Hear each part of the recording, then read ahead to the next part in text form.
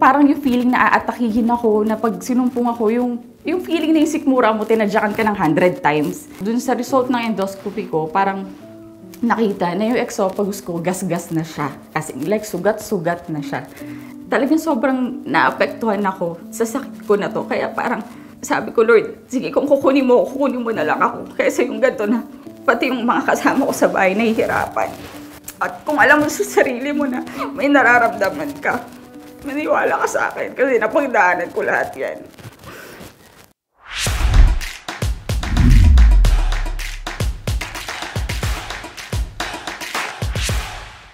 Ako si Jai, 36 years old, originally from Olongapo City, Subic, Zambales.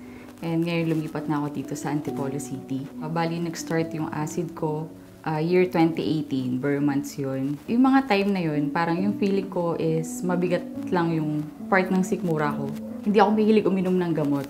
So parang hanggat kaya ko siyang tiisin, tinitiis ko siya.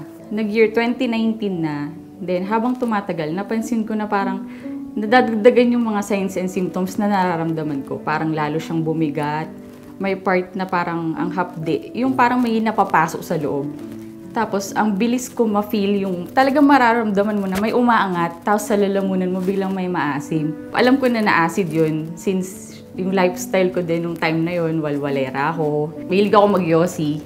Siyempre sa nature ng work namin kasi graveyard shift, morning, kailangan namin ng coffee. Siyempre coffee is life tayo. Kaya parang talagang sabi ko, puro toxins na din yung ini-intake ko. So, kaya di na rin ako magtataka bakit ganito yung nararamdaman ko. Pati yung work ko naapektuhan. Minsan sa duty, pag nandun ako sa floor, biglang nakatayo lang ako, nagbabantay ako sa mga table. Sa casino kasi ako nag-work. So parang biglang mapapaganon ako kasi nga umaangat yung acid ko. So magpapaalam ako, pupunta ako sa clinic. Umabot na din sa point na nag-a-absent na ako sa trabaho as in naapektuhan yung record ko. August 2019, yun yung nagka-baby naman ako. Nabuntis ako noon. Then may nagsabi sa akin na pagka daw buntis ka, mas prone kang sumpungin ng acid. So syempre ako, natakot ako na parang shocks. Hindi ko ma-imagine na ganun yung feeling, tas ang laki ng tiyan ko. So baka lalo akong, kasi may moment na ako na pagka sinusumpong ako ng acid, parang may tinitwist sa bituka ko, tapos yung puso ko, talagang chest pain, heartburn, tapos yung panic attack kasi may moment doon na nanginginig yung kamay ko pag sinusumpong ako. Tapos tagaktak yung pawis ko, pero yung palad ko ang lamig. Yung ganun pakiramdam, alam mo yun, ang hirap. So sabi ko, sige, naghanap ako ng gastroenterologist na doktor na parang yung tiyan ko nun, mga 3 months na akong buntis nun. Sabi ko na, Dok, gusto ko magpa-endoscopy. Then to find out, bawal palang magpa-endoscopy yung buntis. So sabi sa akin ng Dok, bumalik ka sa akin after mo manganak. Di nanganak ako ng May 2020. Kala ko magaling na ako. Kasi para may nakausap din ako na, Jai, nung nanganak ako, nawala yung acid ko. So umasa ako dun sa 3 months na after ko manganak, hindi ako sinumpong. Ganun ulit yung pakiramdam. Mas parang yung feeling na aatakihin ako, na pag sinumpong ako, yung feeling na yung sikmura mo, tinadyakan ka ng 100 times. Yung talagang hirap na hirap akong huminga. Umiiyak na lang ako, yung mga kasama ko dito sa bahay, naaabala ko sila. Tapos sabihin ko, dalhin nyo na ako sa ER. So, napagod na rin ako hanggang sa naalala ko, nga pala, no, magpapa-endoscopy pala ako. So, binalikan ko yung doctor ko. Nung pagdating ko dun sa doctor ko, edi in-endoscopy niya ako. Sinabi niya, ba't gusto mo magpa-endoscopy? Then sinabi ko yung mga symptoms ko. Then sinabi niya, may GERD ka. So, syempre, nag-google ako, shucks, ano yung GERD? Parang gastroesophageal reflux disease. Tapos, dun sa result ng endoscopy ko, parang nakita na yung esophagus ko, gas-gas na siya. Kasi like sugat-sugat na siya. Tapos, binayopsi niya ako. Sabi niya, babayopsi kita para makita natin kung ano yung cause nung sugat mo. Kasi pwedeng puro bacteria, kaya sumasakit yung tiyan mo or talagang destroy na yung esophagus mo. Then, sinabi niya sa akin, dito ako na-bother na parang pag hindi yan na-treat, pwedeng mauwi yan sa Barrett's. So, syempre, ako naman si Barrett's, ganun. Nag-search ako. Parang nakalagay doon na pwede siyang mauwi sa cancer. Siyempre, parang cancer, oh my God, tridor yun eh. Parang, di ba, any moment, parang stage 4 agad, parang ngayon okay ka, parang next week nawala ka na, parang gano'n. Ang dami na naglaro sa isip ko. Tapos syempre, bilang kapapanganak ko lang, iniisip ko, liit pa nung anak ko. Tapos sabi ko, hindi. Sabi ko, kailangan may ano dito. Alam ko may solusyon to, ganyan. Then, hanggang may binigay siya sa akin gamot. So, sabi niya sa akin, iti-take mo yan for 3 months. So, syempre sumunod ako dahil natakot ako. Sabi ko, Dok, bahala sa akin, papagalingin mo ako, ganun. Yung 3 months na yun, sinunod ko yung mga pinayo niya. Kasi sakto breastfeed din ako. So, parang nag-worry din ako na okay lang bang i-take yung mga binigay niya sa akin gamot. Tapos yung sabi niya, okay naman yan. Sabi niya, ganun, ganun, ganun. So, syempre naniwala ako dahil doktor siya. Syempre, parang ininda ko na rin yung gastos kasi may anak ako eh. May diaper, tapos yung time na yun, parang yung nagpadede ako. Hindi rin ganun kalakas yung milk ko. Nag-start na rin ako pumasok sa work. So, parang nag-formula na siya. So, sabi ko, iniinda ko na yung gastos talaga. Then, inisip ko, hindi naman din pwedeng labas-pasok din ako sa ospital. So, talagang nanalig ako dun sa binigay sa akin gamot ng doktor ko na i-take for 3 months. Then hanggang sa umabot sa point na nag-cut ako ng mga bisyo. Ang hindi ko lang talaga maalis yung coffee. Kasi nga, kailangan ko yun sa trabaho ko. Na ang nangyari, natitrigger pa rin talaga yung GERD ko. Sinusumpong na naman talaga ako, naglabas-pasok na naman ako sa ospital. Then inisip ko yung kung ano yung sinabi sa akin ng doktor na paulit-ulit sa isip ko na kumbaga naalala ko na pag hindi ito gumaling, magiging cancer ito. Yun na yung naglaro sa utak ko. Umabot na rin ako sa point na parang hirap ako matulog kasi talagang yung anxiety ko, talagang sobrang naapektuhan ako sa sakit ko na to. Kaya parang sabi ko, Lord, sige kung kukunin mo na lang ako. Kaysa yung ganito na pati yung mga kasama ko sa bahay nahihirapan. Puro prayer lang talaga yung inano ko kasi wala eh, no choice na ako eh. Bumabalik ako sa magtitake ako ng gamot, tinitiis ko na lang yung gastos, nasira na yung record ko, hindi na ako pumapasok. Hanggang sa, parang ang tagal nun, 2020 hanggang 2021, halos 1 year akong ganun. Kaya parang talagang, sige Lord, kunin mo na ako, ready na ako. Naranasan ko na maging nanay, okay na ako doon. Natulungan ko yung family ko, okay na ako doon. Kunin mo na ako, talagang sinasabi kong kunin mo na lang ako. Kesa ganito, nahihirapan na rin kasi talaga ako. 2022, ng February, from yung buong 2021 hanggang January 2022, out of nowhere, wala, nagpa-browse lang ako sa Facebook nung time na yon. Then, biglang lumabas tong page nung Salveo Barley.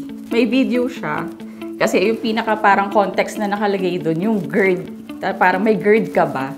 Nung pinapanood ko siya, sabi ko, okay, sige, parehas kami ng sakit. Parang ganun yung parang reaction ko doon sa kwento niya. Tapos parang yung thinking ko na, totoo kaya to?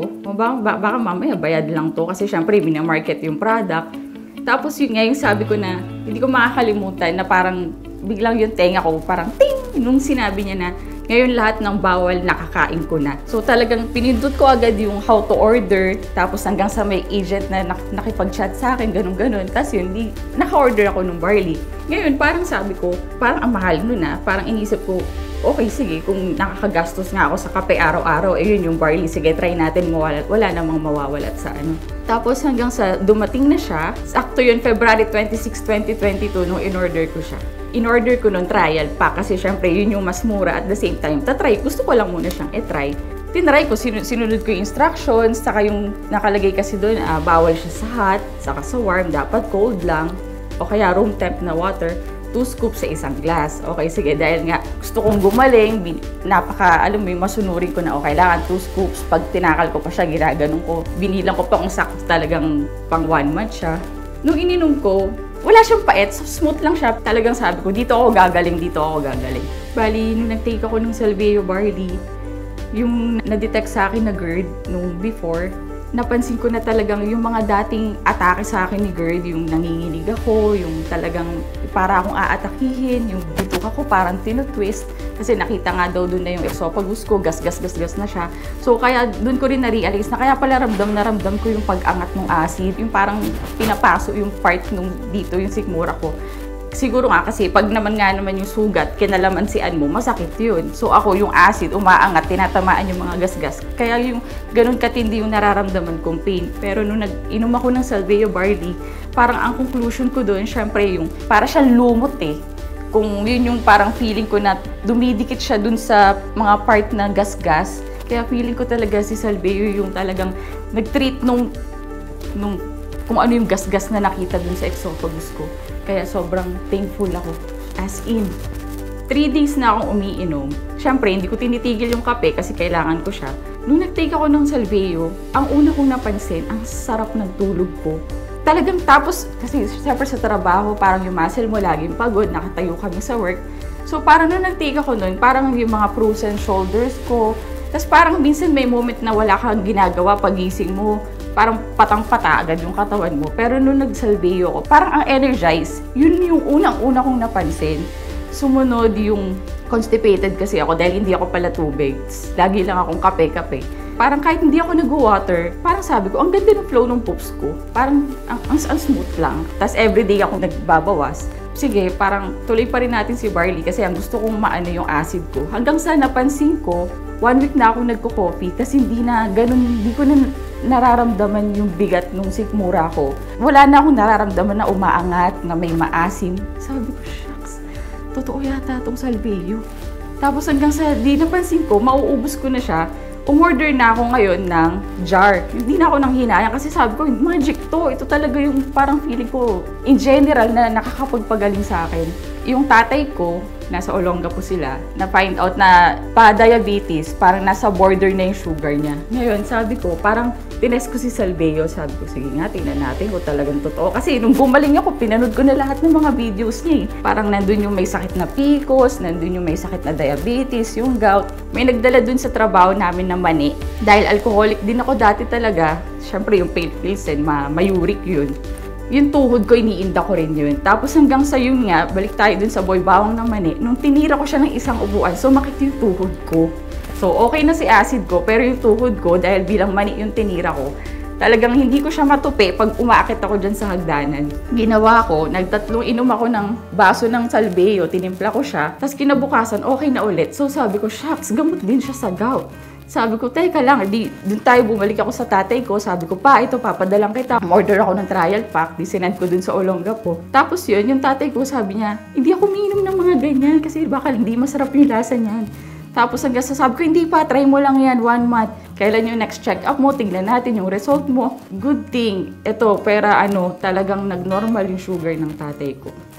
As in, kaya hanggang sa magiging lifetime maintenance ko na to, hindi lang sa akin, pati sa family ko. Tapos ayun na, di okay naman na. Talagang kaming family, umiinom na. Yung baby ko, umiinom din siya kasi constipated din siya. Ayaw niya ng water, mahilig siya sa mga may lasa, juices, ganyan. Pero ang ginagawa ko sa milk niya sa gabi, saka sa yung first milk niya sa araw, nilalagyan ko yung 12 ounce niya ng isang scoop ng Salveyo. Then good thing, yung poops niya okay na din. Kaya sabi ko, talagang totoo kung ano yung sinasabi ni Salveyo.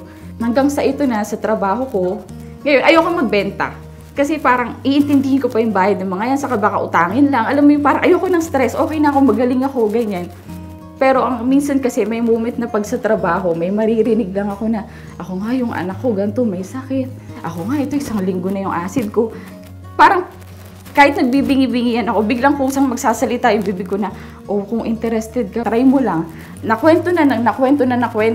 Tapos minsan babalik sila sa akin na, Jai, yung in-order namin sa'yo, grabe.